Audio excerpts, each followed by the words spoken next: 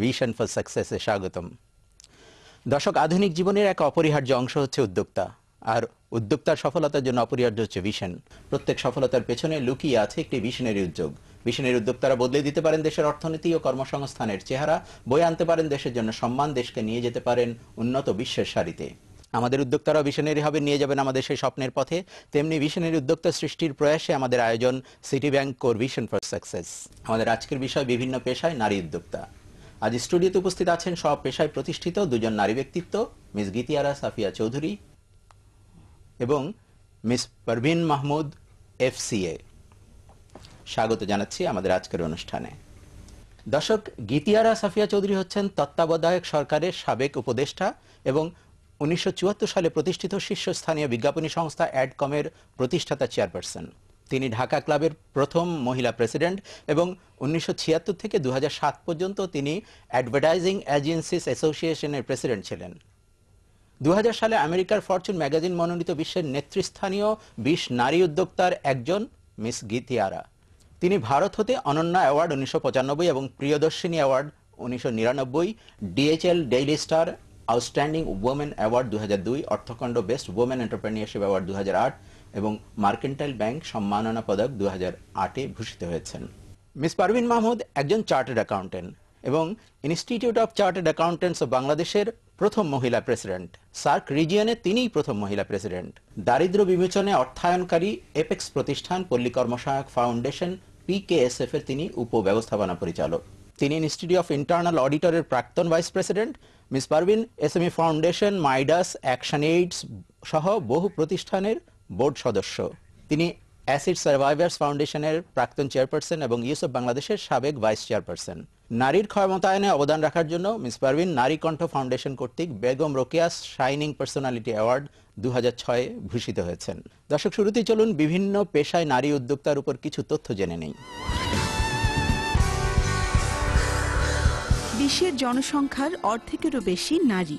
পরিবার, সমাজ বা দেশ সকল ক্ষেত্রেই নারীর অবদান অনস্বীকার্য। জাতীয় কবি কাজী নজরুলের ভাষায়, বিশ্বের যা কিছু সৃষ্টি চিরকল্যাণকর, অর্ধেক তার করিয়াছে নারী, অর্ধেক তার নর। কিন্তু নারীর প্রতি যথাযথ সম্মান দেখাতে পারেনি এ সমাজ। সাম্প্রতিক বিশ্বে সর্বাধিক আলোচিত বিষয় হচ্ছে উইমেন এম্পাওয়ারমেন্ট বা নারীর ক্ষমতায়ন। একটি উন্নয়নশীল দেশ হওয়া সত্ত্বেও বাংলাদেশ এ বিষয়ে বিশ্বে অনন্য উদাহরণ। শুধুমাত্র বাংলাদেশেই গত 2 দশকেরও বেশি সময় ধরে রাষ্ট্রীয় ক্ষমতা ও বিরোধী দলে রয়েছে নারী নেতৃত্ব। তবে বাংলাদেশের নারী জাগরণ তথা নারী নেতৃত্বের ইতিহাস অনেক পুরনো।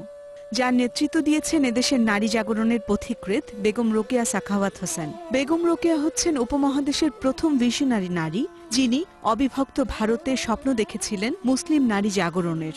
সম্পূর্ণ বৈরী পরিবেশে বেগম রোকেয়া একাধারে নারী শিক্ষা, সাহিত্য, সংস্কৃতি, সমাজসেবা ইত্যাদির ক্ষেত্রে অসামান্য অবদান রেখে গেছেন।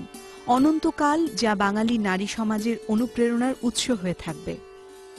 বর্তমানে বাংলাদেশে বিচার বিভাগ, প্রশাসন, ব্যবসা বাণিজ্য, শিক্ষা, চিকিৎসা, পেশা, সাহিত্য, সমাজ সেবা, সাংবাদিকতা, মিডিয়া, প্রতিরক্ষা সহ অনেক চ্যালেঞ্জিং পেশায় নারীরা তাদের যোগ্যতা প্রমাণ করেছেন। SMEর ক্ষেত্রে উল্লেখযোগ্য সংখ্যক নারী উদ্যোক্তার অর্জন নারীর ক্ষমতায়নে বৈপ্লবিক পরিবর্তন এনেছে। বাংলাদেশের পোশাক শিল্পে নারী শ্রমিকদের অবদান আজ সর্বজন স্বীকৃত। সাম্প্রতিককালে জাতিসংঘ এমনকি যুক্তরাষ্ট্রের প্রেসিডেন্ট বারাক ওবামাও বাংলাদেশের নারীর ক্ষমতায়নের অগ্রগতির ভূয়সী প্রশংসা করেছেন। তবে যে দেশে 20 বছর ধরে রাষ্ট্রীয় নেতৃত্বে রয়েছেন নারী, সে দেশ নারীর উন্নয়ন ও ক্ষমতায়নে হয়তো আরও অনেক দূর যাওয়া উচিত ছিল। বাংলাদেশের নারীরা বেগম রোকেয়ার মতো ভিশনারি হবেন, সুন্দর পরিবার, সমাজ তথা দেশ গঠনে আরও অবদান রাখবেন, এটাই সবার প্রত্যাশা। আসুন নারীর অধিকারের প্রতি শ্রদ্ধাশীল হই, যথাযথ মূল্যায়ন করি, প্রাপ্য স্বীকৃতি প্রদান করি, তাদের অগ্রযাত্রার অংশীদার হই, দেশকে এগিয়ে নিয়ে যাই। আমরা প্রতিবেদনটি দেখলাম। মিস চৌধুরী, আপনি